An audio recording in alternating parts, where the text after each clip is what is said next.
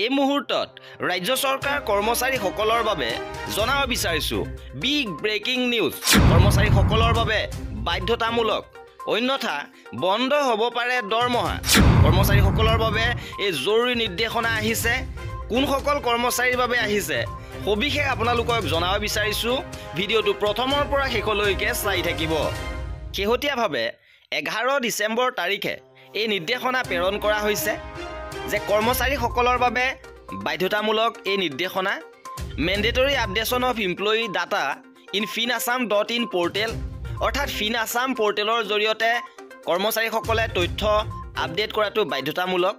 আৰু যিসকল কৰ্মচাৰীয়ে বৰ্তমানলৈকে FinAssam পৰ্টেলৰ জৰিয়তে এই তথ্য আপডেট কৰা নাই তেওঁলোকৰ সমস্যাৰ সৃষ্টি হ'ব পাৰে। সেয়েহে পুনৰ অসমৰ বিদ্যালয় শিক্ষা বিভাগ দিছপুৰৰ ফালৰ পৰা এই নিৰ্দেশনা পুনৰ দিছে আৰু ইয়াত উল্লেখ কৰিছে যে কৰ্মচাৰীসকলে FinAssam.in পৰ্টেলত তথ্য বাধ্যতামূলকভাৱে উন্নীতকৰণ কৰিব লাগে।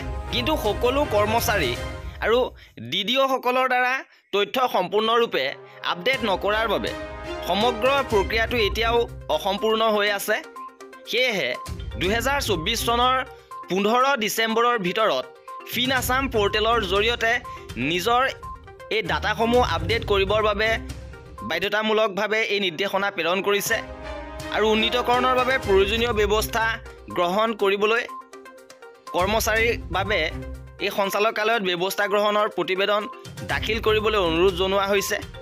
এটা ইমেইল প্ৰদান কৰিছে যে data.dwe@gmail.com এই ইমেইল আইডিৰ জৰিয়তে চৰকাৰলৈ তথ্যসমূহ জমা দিব লাগে। আৰু এই আছিলে আজিৰ ভিডিঅ'টোত।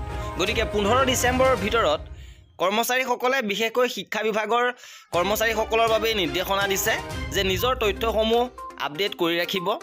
আৰু ভিডিঅ'টো শেষলৈকে চোৱাৰ বাবে বহুত ধন্যবাদ। পৰৱৰ্তী আপডেটৰ বাবে আমাৰ চেনেলটো ছাবস্ক্ৰাইব কৰি ৰাখিব।